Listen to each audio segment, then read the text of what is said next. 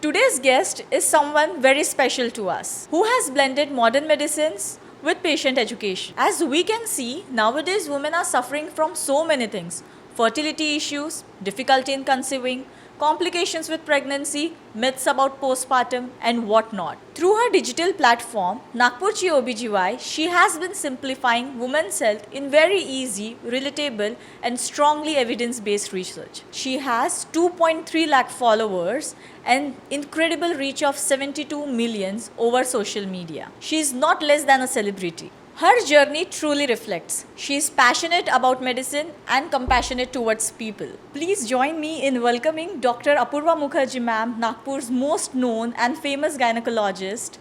Hello ma'am, it's an Hi, Tanvi. absolute honor to have Thank you here. so much. Thank you so much for having me. The pleasure is all mine. Lovely There to is meet you. so much to know about you, from you. So to start with, I can say what is that one thing, like you have selected gynecologist as that branch to help people around you, to help patients around you. Tanvi, this is a very good question. Yeah. मैं एक second generation OBGYN हूँ. So my mother is also an obstetrician and gynecologist, Dr. Alka ma'am. Since the past 30 years, she has been practicing. So since I was small child, I have been looking at my mother growing up. The pure joy in helping mothers, in helping menopausal women to solve their problems, delivering cute little babies is an additional perk of it. So I'm extremely grateful, and this is one of the main reasons I chose OBGY, because the joy you get in seeing the patient happy with their baby and even solving their little problems is the only reason I've taken up OBGY. So sweet of you. Ma'am, एक common question, what is the difference between gynecology and OBGY? ये काफ़ी लोगों को पता नहीं है, so if you can please tell something Very, about it. very simple distinguish. Yeah. Obstetrics is related to pregnancy. Okay. Very simple. And everything else apart from it falls into gynecology. तो adolescent problem, teenage problem, थोड़ा बहुत menopausal problem, perimenopausal problem, all of these things fall into gynecology, and everything else related to pregnancy lies in OBGY. Okay, so coming to this, मुझे बहुत कुछ पूछना है आपसे. So first question मैं आपसे ऐसा पूछूंगी कि ma'am, nowadays if you can see, बहुत फर्टिलिटी इश्यूज हो रहे हैं. Mother, it is very difficult for a mother to conceive. They are going through multiple IVF, IUI. So इसके पीछे का रीज़न क्या है? What is the most common reason behind it? I am a gynecologist. I myself am in my 30s. Yeah. ठीक है. So one of the main problems that lies in today's day and age are 2 points. One is the late marriage age. हम सबकी शादी पहले के comparison में काफ़ी late होती थी. If we even ask our mothers, they were married by the time they were 25 max. And probably they had a child by 25, 26. कई लोगों की families पूरी हो जाती थी. So now the marriage age has increased significantly because all of us are focusing on our careers as well. So 30, 28 is the bare minimum when we get married, and then we try to live our life a little bit and then plan for pregnancy. And the second thing is हम सब के lifestyle. All of us are glued to our phones. All of us sleep late, love junk food, and exercise quite little because of our lifestyle. The work pattern, sedentary lifestyle, 9 to 5 office.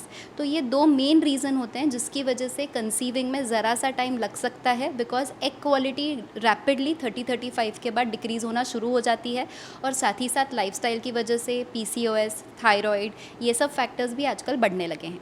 Okay ma'am, आपने जैसे PCOS बोला, तो PCOS exactly है क्या? What is that, और वो क्यों इतना अफेक्ट कर रही है? So the fun thing in the market, अभी PCOS का नाम बदल के PMOS हो गया है. Correct, yes. So it is polymetabolic ovarian dysfunction. Now इसमें ऐसा होता है कि ये टर्मिनोलॉजी से काफ़ी हद तक PCO को एक्सप्लेन करना आसान हो गया है. पहले लोगों को लगता था ओवरी में सिर्फ छोटे सिस्ट्स रहते हैं, उसी का मतलब PCO होता है. But it is a complete metabolic and endocrine dysfunction. आपका ब्रेन, आपका थायराइड, आपका ओवरीज, ये सब रिलीज़ करते हैं हार्मोन्स, और ये आपस में इंटरलिंक्ड होते हैं. तो जब हमारी लाइफस्टाइल सही नहीं होती है, ओबेसिटी ज़्यादा रहता है, या कभी कभी जेनेटिक प्रीडिस्पोजिशन भी रहता है, इसकी वजह से हार्मोनल इम्बैलेंस होता है. तो ओवरीज में मल्टीपल छोटे छोटे फॉलिकल्स बनना शुरू हो जाते हैं, जिसकी वजह से पीरियड समय पे नहीं आना, आए तो हैवी फ्लो जाना, फेस पे एक्ने, अनचाहे बाल, गले के पीछे pigmentation, all these things, and plus added infertility. Because at the same time PCOS है, बट साथ ही साथ एज गेन भी हो रहा है, 30, 32, 35 पे डायग्नोसिस होता है, तो इट बिकम्स वेरी डिफ़िकल्ट। तो रैपिड ट्रीटमेंट की वजह से IVF, IUI इनका बूम काफ़ी हद तक ज़्यादा हो गया है। तो मैम इफ़ आई एम 25 है और मुझे PCOD भी है, तो ये मेरी फर्टिलिटी हेल्थ पे अफेक्ट करेगी क्या नहीं करेगी? PCOD, PCOS, PMOS सब आपकी फर्टिलिटी पे कहीं ना कहीं अफेक्ट करते हैं। लेकिन आप चाहे यंग हो या ज़्यादा एज में हो, आपको मिनिमम 3 to 6 मंथ्स खुद को देना है। अगर आप अपने लाइफस्टाइल को थोड़ा ठीक करें, डाइट पैटर्न सही करें, नींद सही करें, junk food, sugar, maida, one of the main things, अगर ये आप बंद करें हमारे लाइफस्टाइल से, तो विद इन 3 to 6 मंथ्स आपकी बॉडी अच्छे से रिटेलिएट कर सकती है PCO को और आप नेचुरली कंसीव कर सकते हो। ओके जो हमारा स्ट्रेस रहता है, स्लीप साइकिल रहती है, इमोशनल बर्नआउट्स रहते हैं, तो ये PCOD पे, PCOS पे कैसे अफेक्ट करेंगे? वो all of this is interlinked, ये एक ही चेन है जो आपस में गोल गोल घूम रहे हैं। If you don't sleep there is a cortisol hormone spike. The moment cortisol का स्पाइक होता है, इंसुलिन रेजिस्टेंस भी इंक्रीज हो जाता है, which in turn increases PCO and again sleep pattern comes in. तो कहीं ना कहीं ये पूरे साइकिल में एक ब्रेक लगना ज़रूरी है।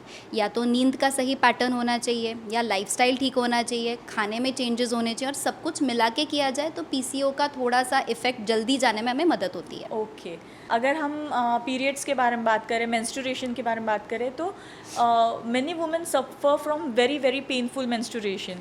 तो ये नॉर्मल है या फिर ये हमारी हैबिट हो चुकी है कि okay it's just a period so painfulness is okay? तो इसमें थोड़ा सा जनरेशनल रोल हमें पास ऑन किया गया है। Women are suppose to suffer, चुप रहो, सह लो, कोई बात नहीं, सबको होता है, this has become very common. But ये गलत है। अगर सिवियर पेन होता है इतना कि हर पीरियड में दिन में 2 से 3 बार पेन किलर लेना पड़े, या ऑफिस से, स्कूल से छुट्टी लेनी पड़े, तो this is not normal. Due to our lifestyle and a few other factors, endometriosis, adenomyosis and PCO, ये तीनों चीज़ें बहुत राइज पे है। इसकी वजह से भी काफ़ी ज़्यादा पेनफुल पीरियड्स देखे जा सकते हैं। तो इसलिए अगर पेनफुल पीरियड ज़्यादा है, इतना ज़्यादा मेडिकेशन लेना पड़ रहा है, तो it's better to seek an OBGYN's help first. Okay जैसे आपने बोला कि मैदा बंद करना है, स्ट्रेस कम लेना है, you have to manage everything, diet अच्छा लेना है, लाइफस्टाइल मॉडिफिकेशन, तो इसी चीज़ में coming to periods, coming to PCOD, what do you think how physiotherapy role plays a role in this? Physiotherapy का क्या रोल है, एक्सरसाइज का क्या रोल है, एक्टिव लाइफस्टाइल का क्या रोल है? सी मोस्ट इम्पॉर्टेंट थिंग्स जो मैं अपने पेशेंट्स को हमेशा बोलती हूँ, 10% of your weight should be reduced in 3 months. So जब भी मैं ये पेशेंट्स को बोलती हूँ, the first thing is crash diet या फिर एक्सेसिव जिमिंग विदाउट सुपरविजन। उसकी वजह से उनका मसल लॉस हो जाता है, तो वो PCO बहुत अच्छे से क्योर नहीं हो पाता। Cure is the wrong word, manage नहीं हो पाता है। So if we want proper PCO का management, then we require targeted exercises, which is where you help in, physiotherapists help in. अगर targeted exercises, proper core muscles को target किया जाए, protein build किया जाए, मसल बिल्ड किया जाए और फैट लॉस किया जाए, तो PCO can be manage much better. Ma'am क्या ऐसा न्यूट्रिशन आप सजेस्ट करेंगे, diet, lifestyle modification, emotional bonding, अगर एक पार्टनर कंसीव करना चाह रहा है तो for a to be father, for a to be mother, दोनों के लिए भी क्या इम्पोर्टेंट है करना? देखो, जैसे ही हम प्रेगनेंसी प्लानिंग के बारे में सोचते भी हैं, तो मिनिमम 3 मंथ्स पहले से हमने प्रिपरेशन चालू कर देनी चाहिए। हाँ। For example, if you want to plan a baby April में, so by January your lifestyle changes, your diet changes should begin for both mother also and father also, दोनों के लिए। Most important thing I suggest my patients is to start taking folic acid. Folic acid baby के brain और neural tube development के लिए बहुत ज़रूरी होता है, और इंडियन डाइट में काफ़ी हद तक फोलेट कम मिलता है। So the first thing is you start folic acid. इसके अलावा आपका वेट मैनेजमेंट करना, आपके लाइफस्टाइल में वापस से शुगर थोड़ा सा कट डाउन करना, और दोनों पार्टनर के लिए स्मोकिंग, अल्कोहल और any other thing that they might be consuming, ये पूरा का पूरा बंद करना is very very mandatory. And when it comes to emotional bonding, बहुत कपल्स प्रेगनेंसी प्लानिंग को एक टास्क की तरह देखते हैं, तो दे स्टार्ट डिसोसिएटिंग। हो नहीं रहा है, मल्टीपल अटेम्प्ट्स लग रहे हैं, तो वो आपस में भी डिसोसिएट करना शुरू कर देते हैं। So it is not a task, ये एक जॉब नहीं है। You both want a baby, you both should be emotionally ready to have a child, and you both should be financially ready to have a child in today's day and age. तो आपस में bond करना and to take it as a part of your life is more important. So do you think कि जो social media अभी spread कर रहा है, तो इससे प्रेगनेंसी के रिलेटेड कुछ एंजाइटी क्रिएट हो रही है कि मिस इन्फॉर्मेशन जा रही है सबके पास में? That I will agree to, which is the main reason मैंने अपना सोशल मीडिया शुरू किया, क्योंकि pregnancy related, pre pregnancy planning related बहुत सारे कपल्स को बहुत सारी मिस इन्फॉर्मेशन होते हैं, बहुत सारे क्रैश डाइट्स, खाने के लिए रेस्ट्रिक्शंस, लाइफस्टाइल में कुछ अलग रेस्ट्रिक्शंस, ये बहुत कॉमनली बताया जाता है. तो इट्स बेटर कि आप एक इन्फॉर्म्ड चीज़ें लो, और मोर इम्पॉर्टेंटली हर कपल, हर pregnancy is going to be different. तो हर पार्टनर के लिए एक टेलर्ड अप्रोच होता है जो हमने फॉलो करना चाहिए. What happens to the other person is not going to happen to you. तो इसीलिए इंपॉर्टेंट होता है कि आप एक प्रॉपर गाइडेड काउंसलिंग ले अपने डॉक्टर से कि you are trying to plan, और आपके केस में क्या क्या करना ज़रूरी है. और दोनों पार्टनर के बेसिक टेस्ट होना बहुत ज़रूरी है. Vitamin D, haemoglobin, blood group and sickling which is very common in विदर बेल्ट, ये आपके लिए एवेल्युएट करना ज़रूरी है. सो हमने अभी जितना भी डिस्कस किया, दिस इज़ बिफोर प्रेगनेंसी. जितना भी प्रेगनेंसी के लिए हमें क्या करना चाहिए, क्या नहीं करना चाहिए, पीसीओडी क्या रहता है, पीरियड्स का पेन कैसे, what is normal, what is abnormal. So now coming to pregnancy, जिसे हम ANC फेज बोलते हैं, तो what pregnant mother should have, क्या न्यूट्रिशन उसने लेना चाहिए, what is the proper diet a mother should consume. सबसे कॉमन चीज़ तो मैं जैसे ही प्रेग्नेंट लेडी OPD में आती हूँ, हम 2 लोगों के लिए खा रहे हैं क्योंकि अब हम 2 हैं. ये गलत है. The quality matters, not the amount. आप जो भी खाते हैं वो फुल ऑफ न्यूट्रिशन होना चाहिए. उसमें folic acid, iron, calcium, omega 3, ये मेन सप्लीमेंट्स आपके खाने में इंक्लूडेड होने चाहिए. तो आप अगर वेजिटेरियन हो तो आप प्रोटीन में टोफू, पनीर इंक्लूड कर सकते हैं, स्प्राउट, थोड़ा बहुत ड्राई फ्रूट इंक्लूड कर सकते हैं. If you are a non vegetarian, eggs, chicken, fish is all good, except curries, बहुत ज़्यादा ग्रेवी, मसालेदार नहीं, ग्रिल्ड और थोड़ा boiled, simple protein nutrition will be a good option. बाकी हम ठीक है, this is a nutrition part, but apart from nutrition we can have everything we want, right? Everything you nothing want. Is restricted और सम.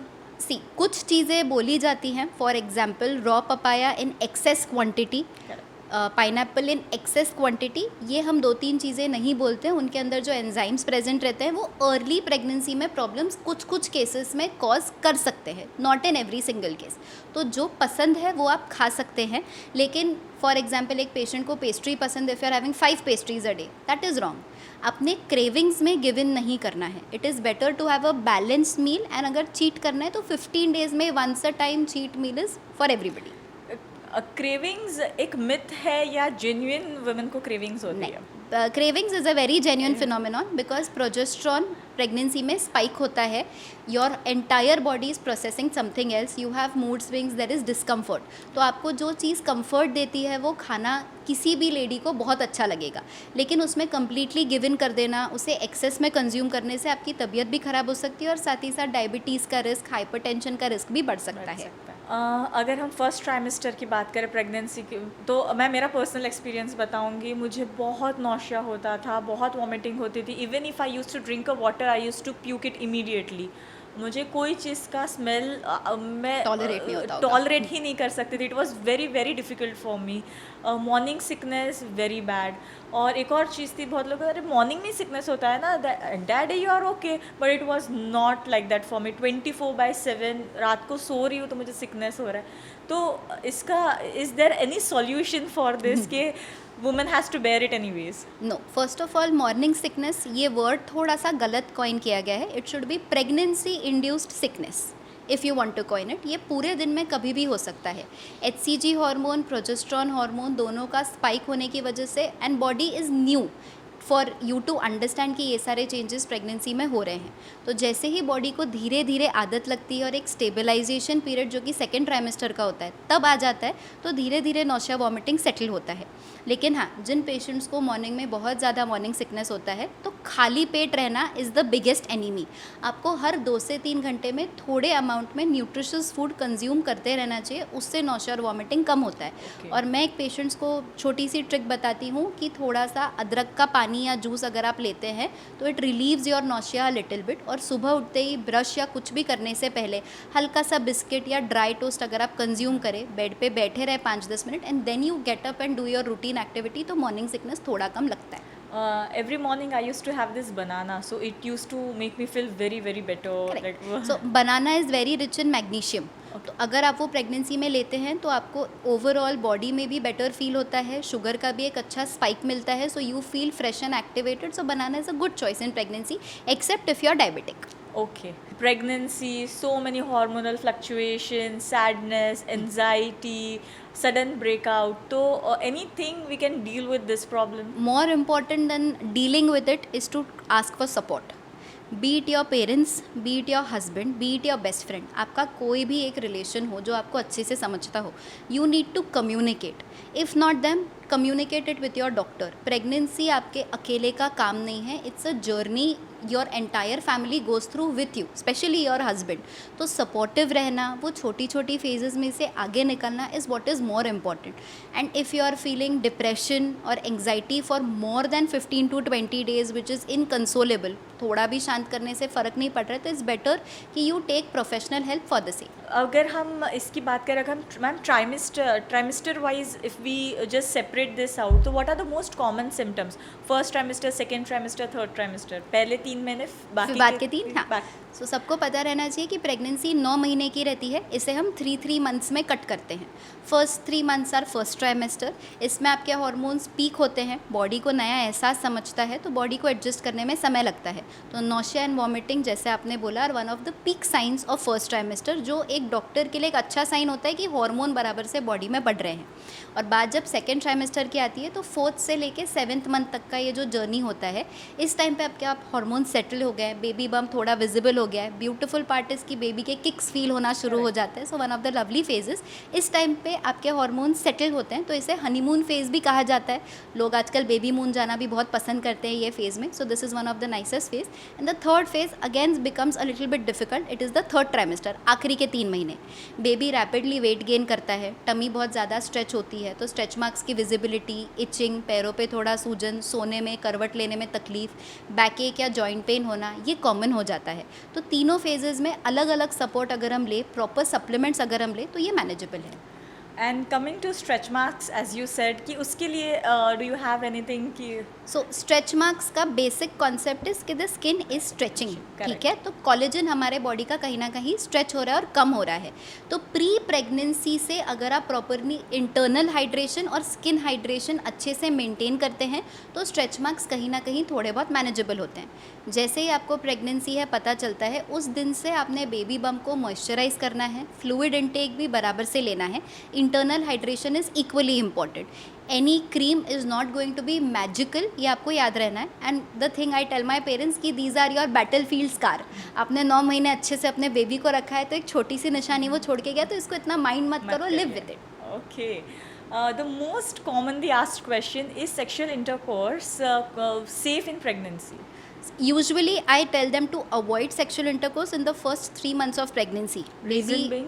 Baby बहुत छोटा होता है, develop होता है, placenta is also developing, and in every pregnancy the risk of miscarriage is a little bit high in the first 3 months. तो जब पहले 3 महीने निकल जाते हैं, सिम्टम्स सेटल डाउन हो जाते हैं, जब हम 12 हफ्ते का एंटी स्कैन करते हैं, तब तक प्लासेंटा का पोजिशन सब समझ जाता है. उसके बाद प्रोटेक्टेड विथ निरोध intercourse is allowed. Please make sure कि आप निरोध यूज़ करें, ताकि आपको बार बार इन्फेक्शन का रिस्क ना हो, ब्लीडिंग का रिस्क ना हो, और be in a very comfortable position and take consent from your partner first before trying to do anything. Ma'am, talking about exercises during pregnancy, is it safe or not? See, I'll categorize my patient into 2 groups, low risk group and high risk group. अगर आप low risk group में हैं, आपके scans, blood test, हर एक चीज़ low risk और normal है, तब आप एक्सरसाइज शुरुआत से करें, ये मैं रेकमेंड करूँगी.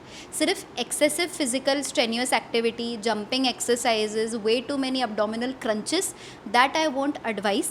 लेकिन अगर आप हाई रिस्क कैटेगरी में हैं, आपका प्लासेंटा नीचे के साइड में है, आपको बीपी या शुगर ऐसा कुछ है, तो first take a clearance and then do guided exercises when needed.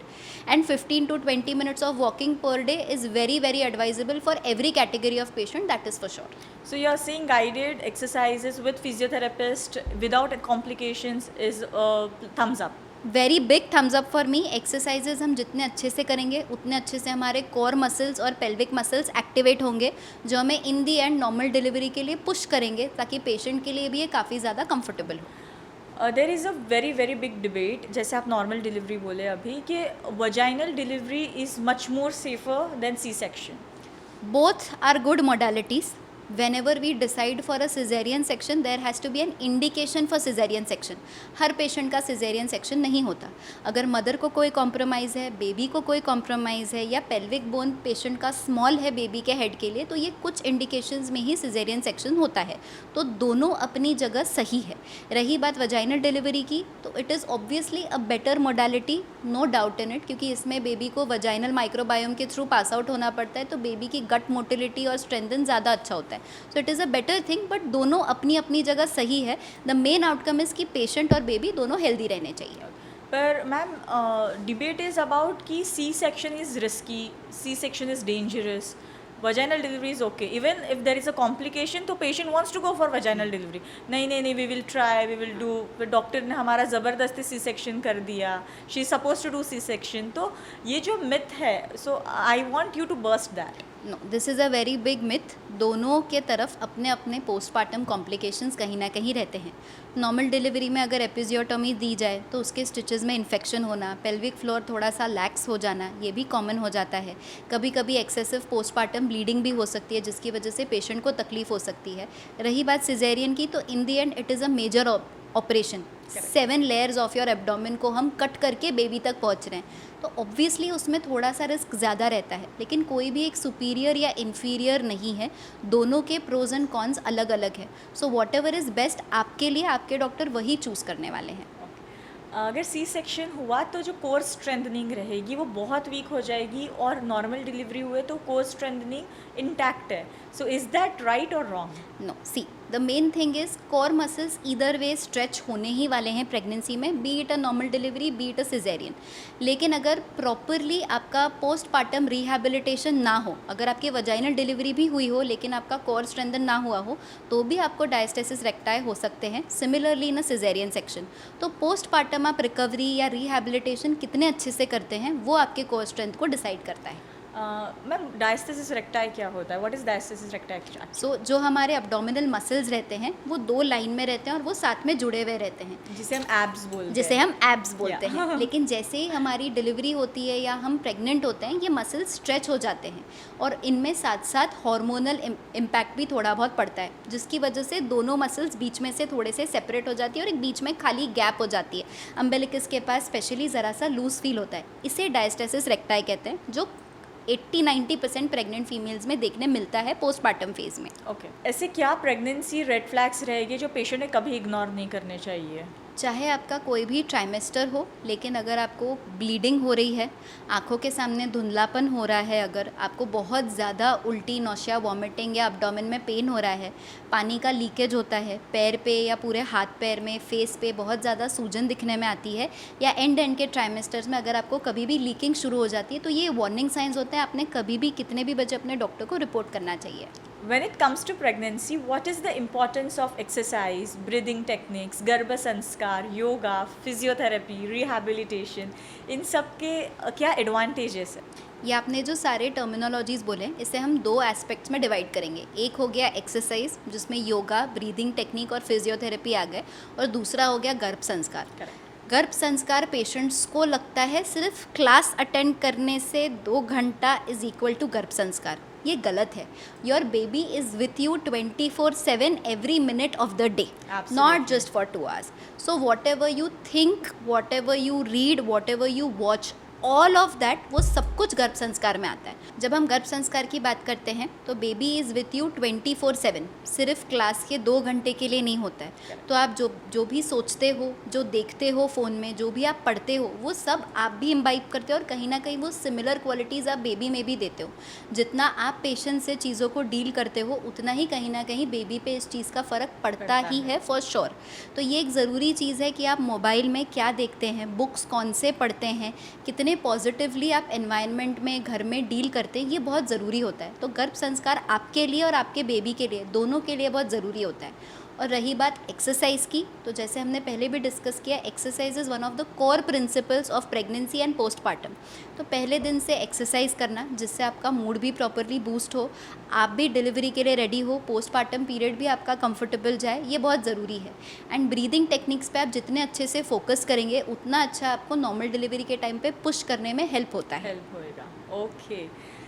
So this Garva Sanskar exercise, this is all scientifically proven. Yes, for sure. So like a mother is listening to a music, so even a baby is listening to a music. तो जब baby बाहर आएगा, so listening to that music, baby calm रहेगा, happy रहेगा. Is that true or? So baby की hearing काफ़ी हद तक 16 से 18 हफ्ते के बीच में यानी सेकेंड ट्राइमेस्टर के स्टार्टिंग में डेवलप हो जाती है. तो बेबी से बात करना, फादर ने, रिलेटिव्स ने, पॉजिटिव म्यूज़िक सुनना, ये कहीं ना कहीं बेबी थोड़ा बहुत इम्बाइब करता है. और ऐसा बहुत सारे स्टडीज़ में दिखाया गया है कि जैसे ही बेबी बाहर आ जाता है, वो साउंड्स अगर वापस बेबी को सुनाया गया तो बेबी पॉजिटिवली रिएक्ट करता है.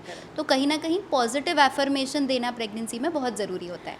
So with my baby, I used to recite Hanuman Chalisa every day. तो रोज़ मैं पढ़ती थी और when Myansh came, तो जब भी मैं हनुमान चालीसा पढ़ती, no matter what, how cranky he is, how much he is crying, पर जब भी मैं Hanuman Chalisa पढ़ूंगी, he will be settled, he will be laughing, so that makes me so happy के. One live example we have with Yes, us only. exactly. So very good, very good. सो अभी हम अगर post pregnancy की बात करें ma'am, इतने सारे myths हैं इंडिया में, इतने सारे मिथ्स हैं. I can not tell you postpartum depression के रिलेटेड, डाइट के रिलेटेड, there are an number of things to talk about. So like they say it takes a whole world to raise a child, but what I believe, it takes a whole world to raise a mother because even a mother is a first time mother. Agreed. So आपका मतलब what do you want to say about this thing? एक healthy baby एक healthy mother से ही आता है. Correct. तो दोनों का अच्छे से नरिशमेंट और डेवलपमेंट होना बहुत ज़रूरी है फॉर अ सिम्बायोटिक एसोसिएशन. अगर मदर की न्यूट्रिशन सही नहीं है, मदर की मेंटल हेल्थ सही नहीं है, she is feeling depressed, she is not nutritionally comfortable, she is all the time weak, तो कहीं ना कहीं वो सेम इम्पैक्ट बेबी पे भी पड़ता है. तो इसीलिए it takes a whole world to raise a mother and baby together. Ma'am, in India, postpartum depression, is it a real thing or it's a myth? Postpartum depression एकदम real है. ठीक है, जैसे ही आपका बेबी और प्लेसेंटा दोनों out होता है, कुछ समय बाद आपका हार्मोन रैपिडली ड्रॉप होने लगता है जो 9 महीने तक आपके साथ था. तो कहीं ना कहीं डिप्रेशन फील करना, ओवरवेल्म फील करना, नींद बिल्कुल होती नहीं है, खाना कई बार कम होता है या अलग टाइप का होता है, टाइमिंग नहीं होती है बराबर से, तो कहीं ना कहीं आपको मेंटली फिज़िकली दोनों तरीके से वीक होना काफ़ी लाजमी होता है. तो इट्स वेरी नेसेसरी कि आप अपने पार्टनर्स का, पेरेंट्स का इस फेज़ में बहुत अच्छे से सपोर्ट लें. अगर आपको पोस्टपार्टम ब्लूज़ लग रहे हैं, अगर आपको इसका कन्वर्जन पोस्टपार्टम डिप्रेशन में हो रहा है, पोस्टपार्टम ब्लूज़ इमीडिएटली हमें फ़ील होने लग जाते हैं जब हमारी नींद नहीं होती है, बेबी क्रैंकी होता है, प्रॉपरली लैच नहीं होता है, तभी हमें थोड़ा सा फंसी फील होना शुरू होता है. लेकिन अगर ये 2 हफ्ते से ज़्यादा लास्ट होता है, 6 महीने के पोस्टपार्टम पीरियड के बाद लास्ट होता है, तो इसे पोस्टपार्टम डिप्रेशन कहते हैं. तो अगर आपको ऐसा फील होता है तो आपने पहले एक साइकियाट्रिस्ट के पास, एक ऑब्स्टेट्रिशियन के पास जाके प्रॉपर इवैल्यूएशन करना बहुत ज़रूरी है. I have heard in my phase many aunties telling it to me, हमारे टाइम तो ये कुछ नहीं था. क्या हमने बच्चे पैदा नहीं किए हैं? हमारे टाइम तो डिप्रेशन था ही नहीं. हमारी तो सास हमें बोल देती थी इतना काम करो, हमने तो मसाज भी नहीं करवाया है, ये भी नहीं करवाया है, तुम बच्चों के ही नाटक है आजकल के. So how to deal with this thing honestly के in many of the families we can see this, ma'am, nowadays. Very politely, first of all, we should tell them कि generation has changed, problems has changed, body has changed, emotions have changed. It is not the same as it was before. सबकी requirements अलग हैं. पहले काफ़ी हद तक females को बहुत अच्छे से अपने ओपिनियंस वॉइस करना नहीं आते थे. आज हम वर्किंग हैं, हमारे ओपिनियंस है, अगर हमें तकलीफ़ है तो हम बता सकते हैं और हमारी अच्छे से सुनने वाले हमारे पेरेंट्स, हमारे पार्टनर्स हैं. तो ये कोई पुरानी प्रॉब्लम नहीं है या कोई नई प्रॉब्लम नहीं है जो पुराने ज़माने में नहीं थी. पुराने ज़माने में भी शायद ये प्रॉब्लम्स थी, बट तब इतने क्लियरली सामने नहीं आई होगी. इसका ये मतलब नहीं कि वो प्रॉब्लम्स नहीं है. Postpartum signs a mother should never ignore. Warning signs. Similarly, like I've told before, any type of excessive vaginal bleeding, बहुत ज़्यादा पैर पे सूजन आना, फीवर आना, स्टिचेस में पेन होना या उसमें से पस जाना, या फिर डिप्रेशन के सिवियर साइंस या फिर सेल्फ हार्म के साइंस अगर हो तो ये आपने बिल्कुल भी इग्नोर नहीं करने. What does a healthy postpartum recovery looks like? अगर हम इमोशनली देखें, फिजिकली देखें, मेंटली देखें. सो लेट अस कैटेगराइज, जैसे Hormonal, आपने बोला yeah. तीनों कैटेगरीज, चारों कैटेगरीज में हम देखते हैं। फिजिकल रिकवरी 6 वीक्स तक आपका यूट्रस वापस से अपने ओरिजिनल पोजीशन पे चले जाता है, तो काफ़ी हद तक आपकी बॉडी की रिकवरी 6-7 वीक्स में, यानी 1.5 से 2 महीने में धीरे धीरे फिनिश होती है। लेकिन बात करें इमोशनल और मेंटल रिकवरी की, तो इसको ज़रा सा समय लगता है, क्योंकि स्लीप साइकिल डिस्टर्ब्ड है, बेबी फंसी है, ब्रेस्ट फीडिंग अच्छे से चलता है, तो आपकी बॉडी के एक्सेसिव रिक्वायरमेंट्स भी होते हैं। तो ये एक हेल्दी रिकवरी की तरफ देखा जाए तो आपका डाइट अच्छा होना, प्रॉपर सप्लीमेंट्स आपने 3 to 6 मंथ्स तक लेना, ये सब भी बहुत ज़्यादा ज़रूरी होता है। और इमोशनल बॉन्डिंग जितनी आपके पेरेंट्स और पार्टनर के साथ अच्छी रहेगी, उतना ही अच्छा आपका पोस्टपार्टम फेज़ रहेगा। ओके, अगर हम बात करें पोस्टपार्टम डाइट की, न्यूट्रिशन की, तो आप what will you suggest? See, postpartum में सबसे ज़्यादा हमारी बॉडी को ज़रूरत होती है आयरन, कैल्शियम और विटामिन डी की। ये 3 बिल्डिंग ब्लॉक्स होते हैं। ब्लीडिंग की वजह से हमारा हेमोग्लोबिन ड्रॉप होता है, ब्रेस्ट फीडिंग की वजह से कहीं ना कहीं हमारा कैल्शियम भी ड्रॉप होता है, हमारा रिलैक्सन हार्मोन ड्रॉप होने की वजह से विटामिन डी भी कहीं ना कहीं कम पड़ता है। तो ये तीनों को आपके डाइट में लेना, और साथ ही साथ एक्सेसिव सप्लीमेंट्स अगर आपके डॉक्टर प्रिस्क्राइब करे तो वो भी आपने लेने चाहिए। जो हमें प्रेगनेंसी के बाद में जॉइंट पेन्स होते हैं, बॉडी एक होता है, तो is this because of some deficiency और जस्ट वीकनेस ऑफ मसल्स? इसमें 3 पॉइंट्स होते हैं, Correct. ठीक है। सबसे पहला आपका रिलैक्सन हार्मोन ड्रॉप हुआ है प्रेगनेंसी के बाद, इसकी वजह से जॉइंट्स में ज़रा सा लूज़ फील होना काफ़ी कॉमन होता है। दूसरा आपका गलत पॉस्चर, बेबी को फीड करते वक्त मैक्सिमम मदर्स झुक के फीड करती है ताकि बेबी प्रॉपरली फीड ले, जो गलत होता है। पीठ को बराबर से सपोर्ट देना और बेबी को एलिवेट करके अपने लेवल पे लेके आना, ये ज़रूरी होता है ताकि आपको बैक पेन बैड पॉस्चर की वजह से ना हो। और तीसरा इम्पॉर्टेंट, डाइट, कैल्शियम, आयरन का आपका सपोर्ट, ये तीनों अगर बराबर से रहे तो ये प्रॉब्लम धीरे धीरे विद इन 3 to 6 मंथ्स कम हो सकती है। Okay. There is immense pressure for a mother about breastfeeding. What is your call on this? Like many women are working, they cannot just take their child every time, and sometimes the child is very fussy. Sometimes mother का secretion उतना enough नहीं रहता है कि वो breastfeed कर पाए child को, तो your call on this breastfeeding thing and formula milk. तो of course breast milk is the best for the child, we all get it, but is formula feeding bad, harmful for the baby, और mother को pressurise करना चाहिए breast feeding के लिए if she is suffering from something? तो good question. See, breast feeding is always going to be superior. पहले 3 से 4 दिन का कोलेस्ट्रम, जिसमें मल्टीविटामिन्स होते हैं, जो हल्का सा गाढ़ा दूध होता है, वो बेबी के लिए बहुत ज़रूरी होता है। और उसके बाद जो प्रॉपर फ्री फ्लो मिल्क आता है वो बेबी के लिए ज़रूरी होता है। इसे हाइंड मिल्क और फोर मिल्क 2 में डिवाइड करते हैं। फोर मिल्क से बेबी की प्यास बुझती है और हाइंड मिल्क से बेबी का पेट भरता है, यानी भूख मिटती है। लेकिन अगर सिक्रीशंस इनफ नहीं है, आप वर्किंग हो, कोई और मेडिकल रीज़न है, तो फॉर्मूला मिल्क गलत नहीं है। इन दी एंड बेबी को न्यूट्रिशन प्रोवाइड करना और मदर को मेंटली अच्छा फील करना, ये हमारे लिए प्रायोरिटी है।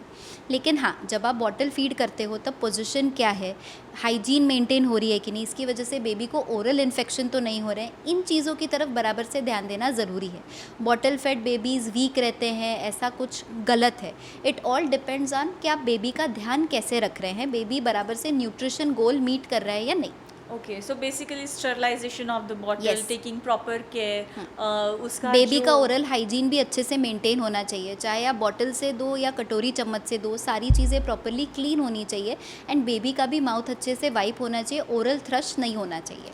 मैम, एक मॉम को कितना टाइम लग सकता है, एक बेबी को कितना टाइम लग सकता है for a good latch? Good latch should be otherwise immediate, ये आपने कभी भी समझना है। बार बार आपको बेबी को लैच के लिए लगाना है। बेबी अगर फंसी है, रो रहा है, आप इमोशनली स्ट्रेस फील कर रहे हैं, इसलिए आप बहुत इजीली अगर टॉप फीड दे देते हैं तो बेबी अच्छा लैच डेवलप नहीं करेगा। परसिस्टेंस रहना, प्रॉपरली टाइमली इंटरवल पे बेबी को फीड कराने की कोशिश करना, इससे बेबी और आप दोनों सीखोगे। बेबी भी सीख के नहीं आए हैं, तो जितना अच्छे से आप लैच लगाने की कोशिश करोगे उतना अच्छे से बेबी डेवलप करेगा। The most important part is nipple के साथ साथ एरियोला एरिया भी पूरा बेबी के माउथ के अंदर जाना चाहिए, नहीं तो मदर को भी प्रेशर फील होना, क्रैक्स होना, ये भी बहुत कॉमन रहता है। जब निपल क्रैक्स होते हैं तो इसके लिए क्या इमीडिएट सॉल्यूशन है कि जो मदर? 2 चीज़ें या 3 चीज़ें मैं कई बार अपने पेशेंट्स को रेकमेंड करती हूँ। अगर क्रैक निप्पल्स है तो सबसे पहले अपना लैच आप ठीक करें, कहीं ना कहीं उसमें दिक्कत होगी। दूसरा, जो हाइंड मिल्क आता है वो थोड़ा सा फैट में रिच होता है, तो जैसे ही आपका हाइंड मिल्क बेबी फीड करके हो जाता है, उसी मिल्क को थोड़ा सा उस एरिया में रब इन करना है फॉर बेटर मॉइस्चराइजेशन। तीसरा, there is a compound called as lanolin, जो मार्केट में बहुत ईजिली अवेलेबल होता है, वो भी आप क्रैक निप्पल्स पे यूज़ कर सकते हैं, बस बेबी को फीड करने के पहले उसे वाइप ऑफ कर ले और वापस से दोबारा feed they. Okay. In India, we have a very common concept of 45 days का जापा. सवा महीना ये नहीं करना है, सवा महीना वो नहीं करना है. तो can you please explain this 45 days of जापा? नहीं बोले And तो भी what is हमारे that? एंसेस्टर्स बहुत स्मार्ट थे। Yeah. This 45 days are very important. 45 days यानी 6 वीक्स, यानी 6 वीक्स का पोस्टपार्टम पीरियड, जब आपका यूट्रस कॉन्ट्रैक्ट होकर वापस अंदर जा रहा है और आपकी बॉडी अंदर से अच्छे से रिकवर हो रही है। बाहर के स्टिचेस तो 7 से 10 दिन में ही घुल जाते हैं, लेकिन अंदर की रिकवरी को कम से कम 6 हफ्ते लगते हैं, यानी 45 डेज। तो इस पीरियड पे आप जो खाते हैं, जैसे मूव करते हैं, जैसे स्लीप लेते हैं, जो न्यूट्रिशन लेते हैं, ये आपके आगे की रिकवरी को कहीं ना कहीं डिसाइड करता है। हाँ, एकदम कंजर्वेटिवली इसको फॉलो करने की ज़रूरत नहीं है, बट इसके कुछ पॉजिटिव एस्पेक्ट्स लेके आप अपने हिसाब से इसका टेलर मेड अप्रोच ज़रूर कर सकते हैं। So is it only about 45 days कि in 45 days a woman is completely recovered, she is able to do everything? जो उसे नहीं करना है वो भी उसने करना चाहिए, जो उसे करना है वो भी वो कर लेगी? नहीं, so 45 days is good for our physical recovery, but आपकी रिकवरी आपके हाथ में है। Patient to patient it is going to be difficult. Minimum 3 to 6 months आपके लिए एक कंफर्टेबल फेज़ होना चाहिए, जिसमें आप मेंटली, इमोशनली और फिजिकली अच्छे से रिकवर कर सको। रही बात एक्सरसाइज स्टार्ट करने की, तो डॉक्टर के क्लियरेंस के बाद आप 6 से 7 हफ्ते बाद, यानी 1.5 से 2 महीने बाद माइल्ड एक्सरसाइजेज, स्ट्रेचिंग ये स्टार्ट कर सकते हो। लेकिन 1.5 से 2 महीने बाद, यानी ये 45 डेज़ के जापा के बाद, नॉट बिफोर दैट। जब आपका पूरा यूट्रस अच्छे से कॉन्ट्रैक्ट हो गया है, आपके स्टिचेस अच्छे हैं, आपको कोई हाई रिस्क फैक्टर नहीं है, तो 1.5 से 2 महीने बाद आप माइल्ड एक्सरसाइजेज अंडर गाइडेंस बराबर से आप स्टार्ट कर सकते हो। लेकिन अगर आपको कोई दिक्कत है तो आप थोड़ा लेट भी शुरू करेंगे, it is still not a problem. लेकिन emotional recovery, physical recovery, both should go hand in hand. Okay. जब स्नीजिंग होती है, कॉफिंग होता है, so there is leakage of urine in many mothers, so can you please brief me about this? So इसे हम stress urinary incontinence कहते हैं। जब भी अब्डोमिनल मसल्स पे स्ट्रेस पड़ता है, चाहे भारी सामान उठाने से हो, छींकने से हो या खांसने से हो, तो नीचे के मसल्स लैक्स रहने की वजह से वहाँ से यूरिन का थोड़ा सा लीकेज होता है। आपके हार्मोनल इम्बैलेंस या ड्रॉप के बाद भी ये देखा जा सकता है, या नॉर्मल डिलीवरी सिजेरियन के बाद भी ये देखा जाता है। इसीलिए पोस्टपार्टम बराबर से एक्सरसाइज करना, प्रॉपर सप्लीमेंट्स लेना, किगल्स एक्सरसाइजेस बराबर से करना, ये हमारे लिए ज़रूरी है ताकि हम इसे प्रिवेंट कर सकें। Again I am getting back to it कि after how long physiotherapy and rehabilitation should start? If you are a low risk patient, everything is otherwise fit and fine, 2 months would be an ideal period in my opinion to start mild exercises under guidance. Okay. Proper heavy lifting exercises और high intensity cardio minimum 6 months के बाद। Okay, so get your basic strength basic done strength first done. and then you एकदम wait. से planks करना, core पे बहुत ज़्यादा काम करना, एकदम से बहुत ज़्यादा 30-30 मिनट कार्डियो करना, ये मैं रेकमेंड नहीं करूँगी। लेकिन प्रॉपर टारगेटेड एक्सरसाइजेस करना, मसल बिल्ड करना, पेल्विक फ्लोर रिहैबिलिटेशन करना, ये आप 2 महीने बाद शुरू कर सकते हैं। आपने जैसे बोला डायस्थेसिस रेक्टाई जो होता है, एप्स के बीच में जो एक gap गैप रहती आने है। चाहिए, एक गैप आ जाती है, उसे डायस्थेसिस रेक्टाई बोलते हैं। तो वुमेन उसको कैसे आइडेंटिफाई कर सकती है? हाउ कैन मदर आइडेंटिफाई कि उसे डीआर है या नहीं है? Very simple. आप जब घर पे लेटते हैं, पैर आप अच्छे से स्ट्रेट करते हैं और थोड़ी सी जब आप मुंडी आपकी उठाते हैं नीचे पैर की तरफ देखने के लिए, तब आप अपने एब्डोमेन को ऑब्जर्व करें। अगर दोनों मसल्स के बीच में एक पतली सी गैप है जिसमें आपके फिंगर्स आराम से इंसर्ट हो रहे हैं, उसे हम डायस्टेसिस रेक्टाई कहते हैं। अगर 2 फिंगर तक का गैप है तो आप एक्सरसाइज रिहैबिलिटेशन के थ्रू नेचुरली इसे कर सकते हैं। You want 2 finger to place like this और like this? Like this. Okay. Not the depth, we are not trying to assess the depth, we are trying to assess the distance between the two. Okay. तो अगर distance 2 finger से ज़्यादा हो रहा है, it is very broad कि आपके दोनों मसल्स काफ़ी सेपरेट हो गए हैं, तो टारगेटेड प्रॉपर फिजियोथेरेपिक एक्सरसाइजेस करना आपके लिए ज़्यादा हेल्पफुल रहेगा। जैसे आपने समझाया कि हमारे 2 मसल्स रहते हैं कोर के, उससे सेपरेट हो जाते हैं, तो ये कोई मदर कैसे आइडेंटिफाई कर पाएंगी कि उसे डायस्थेसिस रेक्टाई है?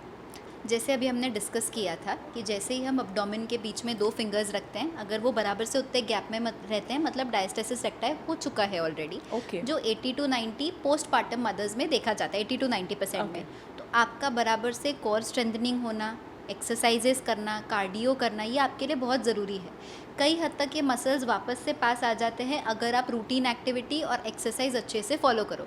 लेकिन अगर आपके मल्टीपल चाइल्ड बर्थ है, 3-4 नॉर्मल डिलीवरी है, 3-4 सिजेरियन है, तो ये आपको कई बार दिक्कत दे सकता है। इसीलिए हर प्रेगनेंसी के बीच में बराबर से गैप रहना और उस गैप में बराबर से रिहैबिलिटेशन करना बहुत ज़रूरी है। तो आप बोल रहे हो कि फॉर एग्जांपल ये टमी है, ये 2 मसल्स है, तो इसके बीच में 2 फिंगर से ज़्यादा अगर गैप आ रहा है तो आपको डायस्टेसिस रेक्टाई है, so you Correct. Should go for rehabilitation, physiotherapy और आपके कोर मसल्स को स्ट्रेंथनिंग करना करेक्ट, चाहिए। Extremely correct. किसी ने ये नहीं किया, रिहैबिलिटेट नहीं किया, एक्सरसाइज नहीं किए, तो can this lead to back pain problems, हाँ। Long term back pain problems? अगर आपके मसल्स लैक्स हो जा रहे हैं तो आपके जो कोर का काम है, जो आपका खड़े रहना है, प्रेशर सहन करना है, वो आपके कोर मसल्स का काम जो है वो शिफ्ट होकर आपके बैक मसल्स के पास जाता है। तो बैक मसल्स खुद का भी काम कर रहे हैं और साथ ही साथ आपके एब्डोमिनल मसल्स का काम भी कर रहे हैं। तो इस वजह से बैक पेन होना, क्रॉनिक पेन होना जो काफ़ी साल तक रहे, ये बहुत कॉमन है।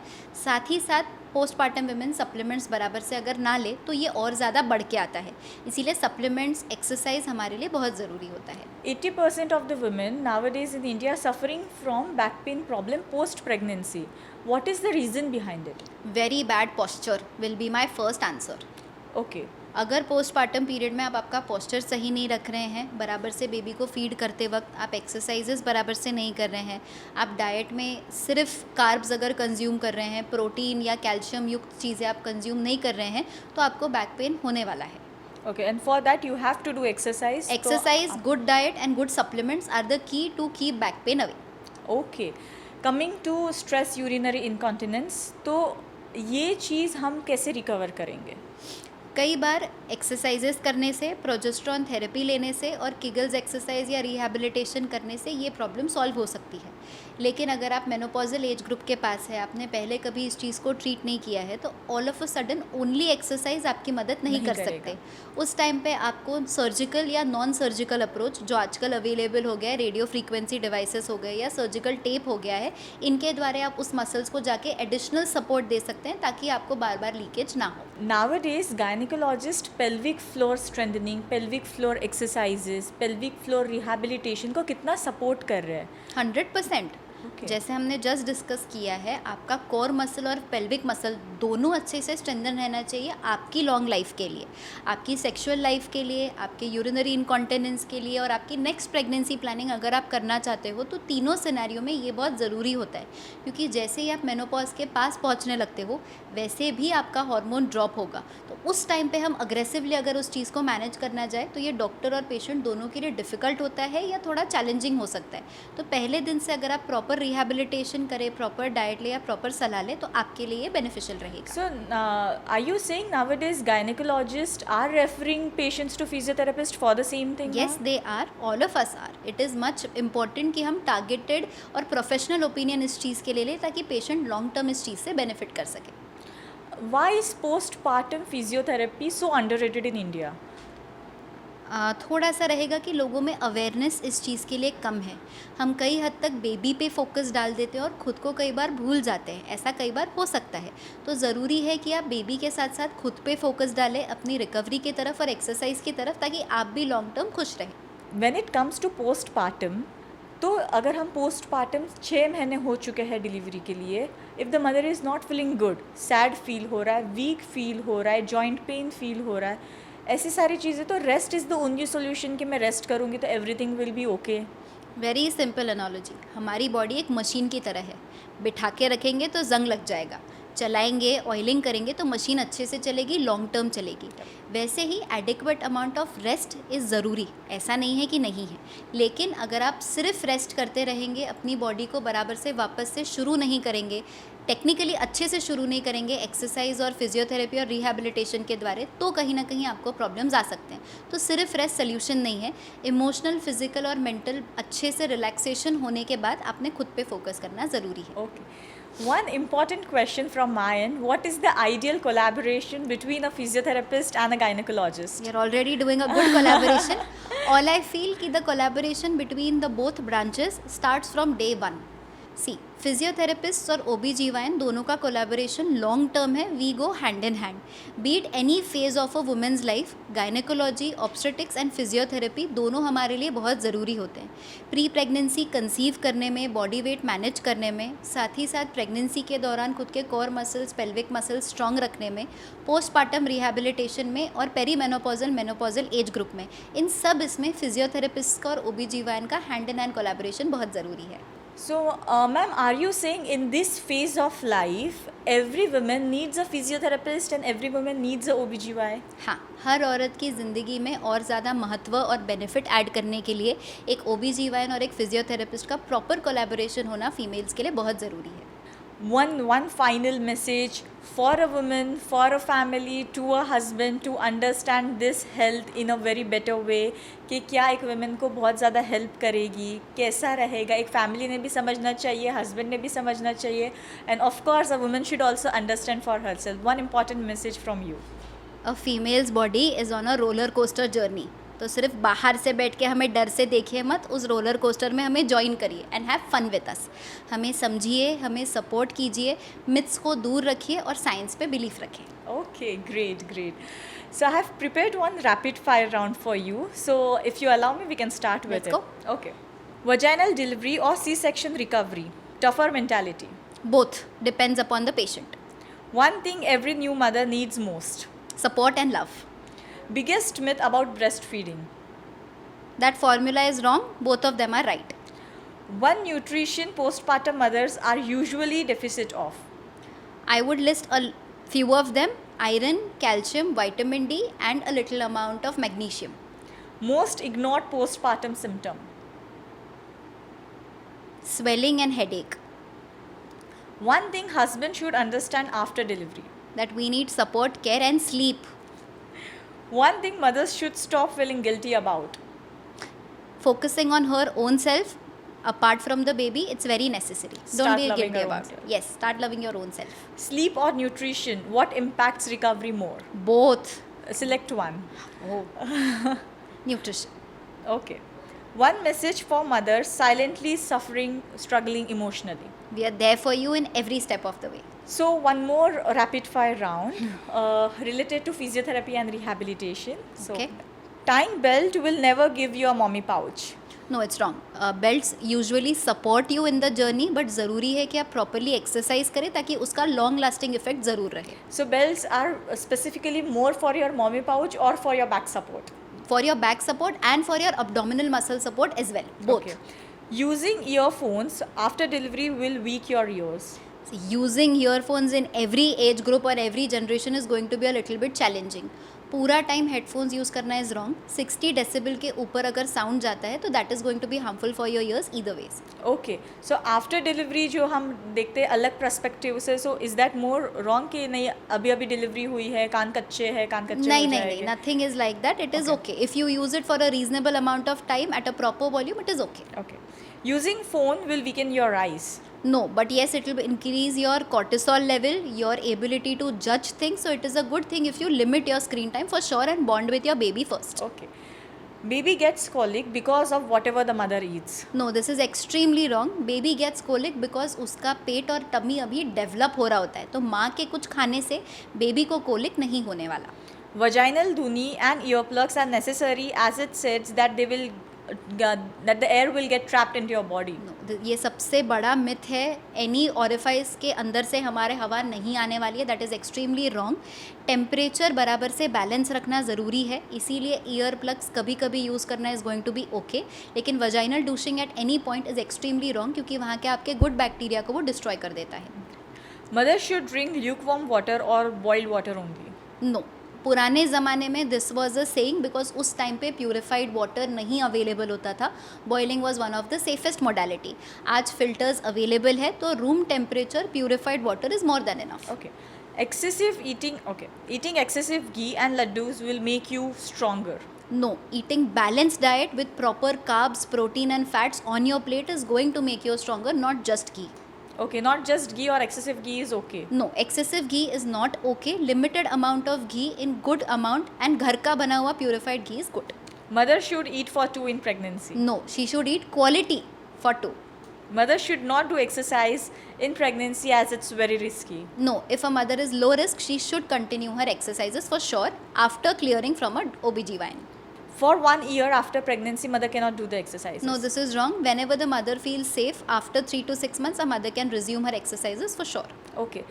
One thing, mother should only eat green leafy vegetables after pregnancy. No, that is not true. But yes, green leafy vegetables do provide you with fiber, folate, and nutrition. So you should add it in your diet, but not in excessive amount. Proper proportionate diet is a good idea. Thank you so much ma'am, it was an absolute honour to have you here. और आपने इतनी सारी चीज़ें बताई है कि every women, I am sure every women in this phase, हर एक को हेल्प होने वाली है।